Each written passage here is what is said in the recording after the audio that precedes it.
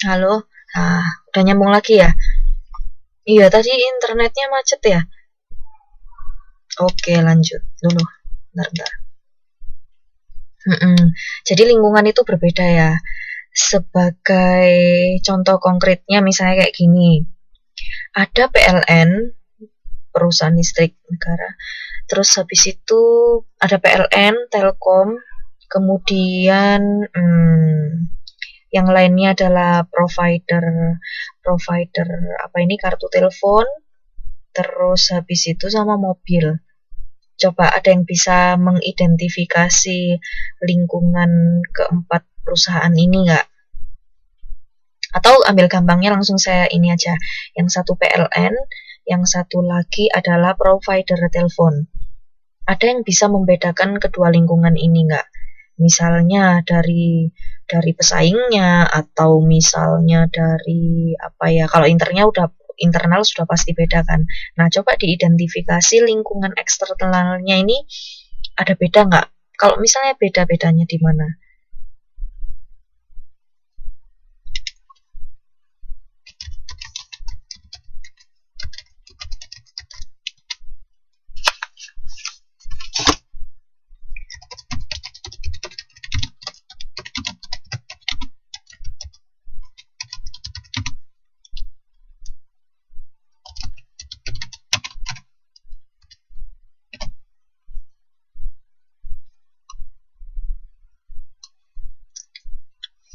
Kalau tugas itu sudah pasti ya, karena tugas itu kan termasuk di internalnya dia.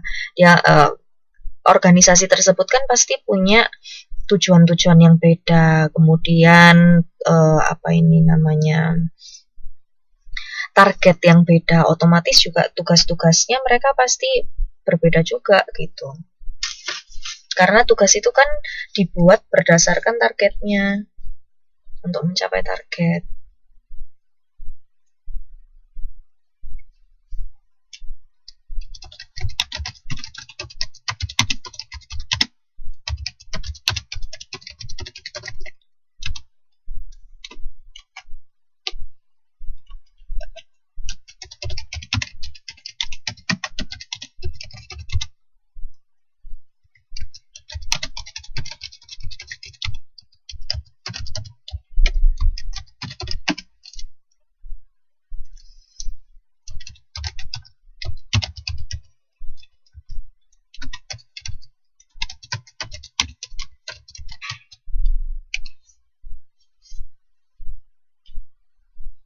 Nah, itu dia betul-betul.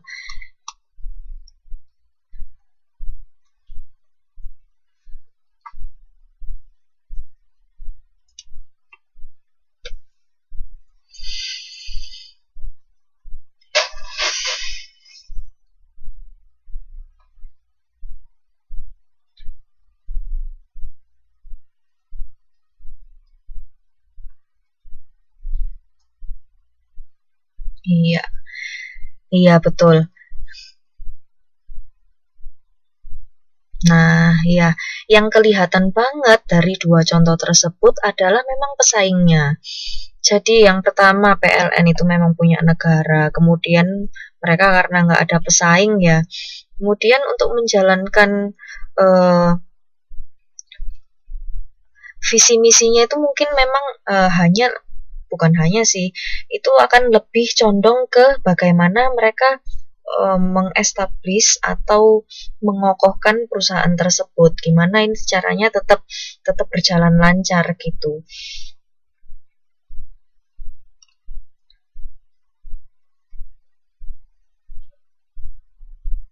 Hmm.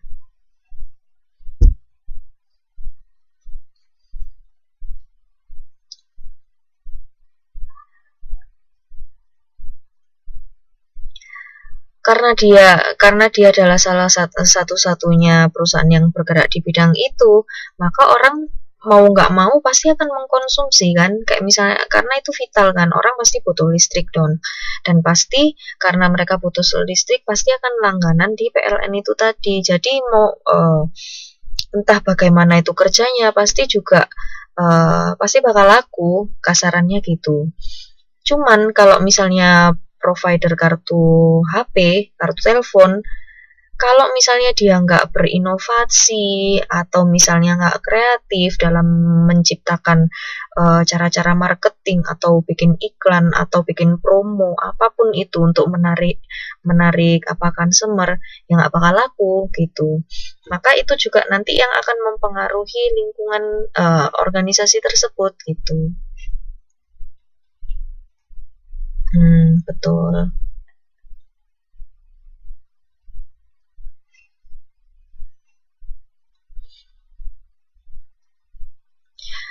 Nah, kemudian kalau misalnya lingkungannya itu statis ini bisa dalam konteks ini adalah lingkungannya. Oke, sekarang saya tanya, kalau dari contoh dua tadi itu PLN sama provider itu tadi, yang lingkungannya lebih statis atau yang lebih dinamis yang mana berarti? Apakah lingkungan PLN itu lebih dinamis ataukah lingkungan provider itu lebih dinamis atau sebaliknya?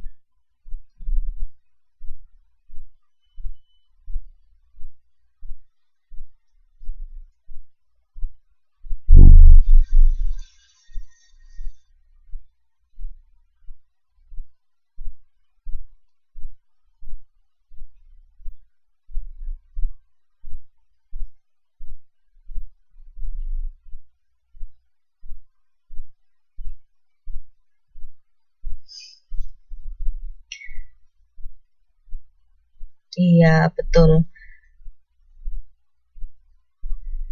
Iya.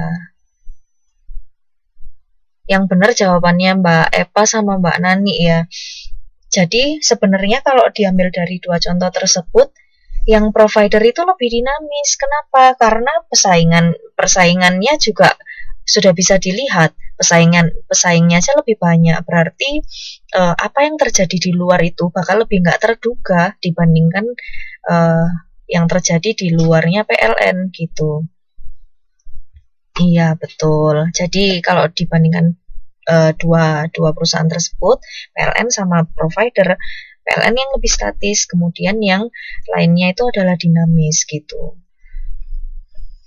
Nah, ternyata lingkungan yang statis atau dinamis ini itu bisa menyebabkan sebuah ketidakpastian. Itu ketidakpastian itu yang jelas bisa menjadi ancaman dalam tanda kutip buat organisasi-organisasi. Karena sebenarnya kalau organisasi itu mau mencapai tujuannya, maka dia harus bisa berkalkulasi, harus bisa menghitung entah itu menghitung apa ini keuntungan, kerugian, atau menghitung kalau aku misalnya ambil langkah ini, apakah ini terlalu berisiko buat perusahaanku atau malah sukses gitu kan. Nah, menghitung ini kan identiknya dengan suatu ini ya, angka pasti atau lingkungan yang pasti kayak gitu. Nah, tapi kalau misalnya ada ketidakpastian itu bisa menjadi sebuah tantangan atau apa ya, ancaman terhadap organisasi itu tadi. Nah, sekarang karena kita udah tahu ya lingkungan yang dinamis atau statis itu bisa berpengaruh kepada ketidakpastian, kita harus tahu dulu hubungannya antara lingkungan, kemudian ketidakpastian, kemudian stabilitas dan dinamisme itu tadi seperti apa.